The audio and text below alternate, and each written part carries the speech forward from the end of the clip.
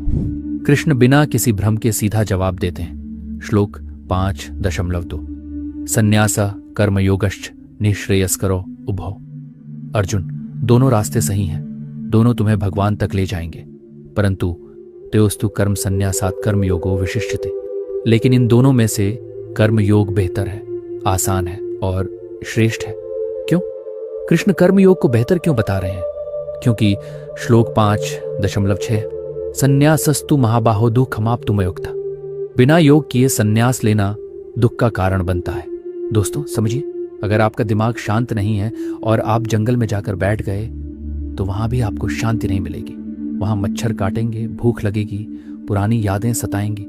शारीरिक संन्यास लेना आसान है, कपड़े बदलना। मानसिक संन्यास लेना मुश्किल है, इच्छाएं बदलना। इसलिए कृष्ण कहते हैं, अर्जुन तुम अभी तैयार नहीं हो, पहले कर्म करो, पहले अपने मन को साफ करो, फिर संन्यास अपने आप घटित होगा। संन्यास लिया नहीं जाता, संन्यास फल की तरह पककर गिरता है। तो फिर हम इस दुनिया में रहें कैसे? अगर हम नौकरी नहीं छोड़ सकते, परिवार नहीं छोड़ सकते, तो तनाव से कैसे बचें? कृष्ण श्लोक 5.10 में गीता का सबसे सुंदर उदाहरण देते हैं। ब्रह्मण्याधाय कर्माणि संगम त्यक्त्वा करोति या लिप्यते न स पापेन पद्मपत्रमिवाम्भसा। जो इंसान अपने सारे काम भगवान को समर्पित करके बिना आसक्ति के करता है, वो पाप और दुख से वैसे ही बचा रहता है जैसे कमल का पत्ता पानी से बचा रहता है। दोस्तों, कमल कहाँ खिलता है? कीचड़ में। पानी कहाँ होता है? उसके चारों तरफ। लेकिन अगर आप कमल के पत्ते को हाथ लगाएंगे तो वह सूखा मिलेगा, पानी उस पर टिकता ही नहीं। यही कर्म योग है। कृष्ण कहते हैं, ऑफिस जाओ पर ऑफिस को घर मत लाओ। पैसा कमाओ पर पैसे को दिमाग पर मत चढ़ने दो। रिश्ते निभाओ पर उम्मीद मत रखो। नाव पानी में रहे तो ठीक है, पर पानी नाव में नहीं आना चाहिए। जिस दिन पानी नाव में आ गया, नाव डूब जाएगी। अनासक्ति तभी आएगी जब हमें पता होगा कि मैं कौन हूं। श्लोक 5.13 में कृष्ण एक कमाल की उपमा देते हैं। नवद्वारे पुरे देही। यह शरीर एक 9 दरवाजों वाला नगर है और आत्मा इस नगर का राजा है जो अंदर शांति से बैठा है। हमारी गलती यह है कि हम अपने आप को घर, शरीर समझ लेते हैं। जब घर की दीवार टूटती है, चोट लगती है, हम रोते हैं। जब दरवाजा खराब होता है, आंखें कमजोर, हम डरते हैं। कृष्ण कहते हैं, तुम घर नहीं हो, तुम निवासी हो। जो इंसान ये समझ लेता है, वह शरीर में रहते हुए भी शरीर से अलग रहता है। न वह कुछ करता है, न करवाता है, नैव कुर्वन्न कार्यम्। वे बस अपनी गद्दी पर बैठकर एक साक्षी की तरह सब कुछ देखता है। सुख आए या दुख, वह उसमें उलझता नहीं है। वह जानता है कि मैं यह शरीर नहीं, मैं इसे चलाने वाली शक्ति हूं। एक असली योगी दिखता कैसा है? उसकी दृष्टि कैसी होती है?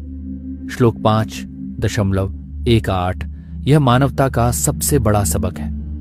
विद्या विनय संपन्ने ब्राह्मणे गवि हस्तिनी शूनि चैव श्वपाकेच पंडिता समदर्शिना। एक ज्ञानी पुरुष, एक विद्वान ब्राह्मण में, एक गाय में, एक हाथी में, एक कुत्ते में और एक चांडाल कुत्ता खाने वाला में सिर्फ एक ही चीज देखता है, परमात्मा। वह शरीर नहीं देखता, वह लेबल नहीं देखता, वह जात पात नहीं देखता, वह सबके अंदर की आत्मा को देखता है। अगर आप आज भी भेदभाव करते हैं तो कृष्ण के हिसाब से आप अभी पंडित, ज्ञानी नहीं बने हैं।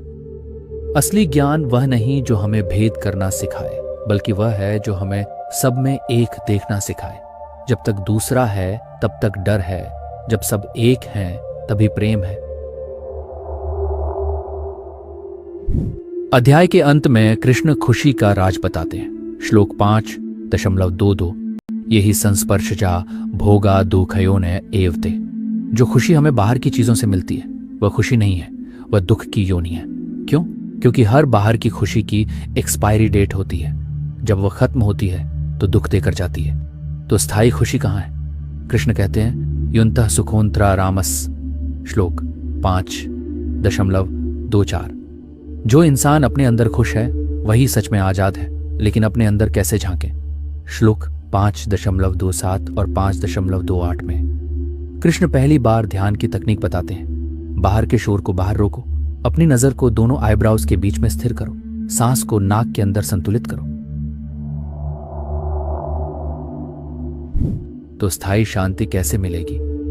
अध्याय 5 के अंत में कृष्ण शांति सूत्र देते हैं। श्लोक 5.29 भोक्तारम यज्ञत्पसाम सर्वलोक महेश्वरम। 3 चीजें याद रखो। भोक्तारम, सब कुछ मेरा है, मैं ही भोगता हूं। महेश्वरम, मैं सारे लोगों का ईश्वर हूं। सुहृदम, मैं सबका सच्चा दोस्त हूं। जब तुम यह मान लोगे कि मेरा कुछ नहीं है, सब कृष्ण का है और कृष्ण मेरे दोस्त हैं, वो जो करेंगे मेरे भले के लिए करेंगे, तब तुम्हें शांति मिलेगी। झात्वा महा शांति मृच्छति। अर्जुन को अब समझ आ गया है कि संन्यास लेने की जरूरत नहीं है। कर्म योग सबसे श्रेष्ठ है, लेकिन कर्म योग करने के लिए दिमाग का शांत होना जरूरी है और दिमाग को शांत करने के लिए ध्यान करना पड़ता है।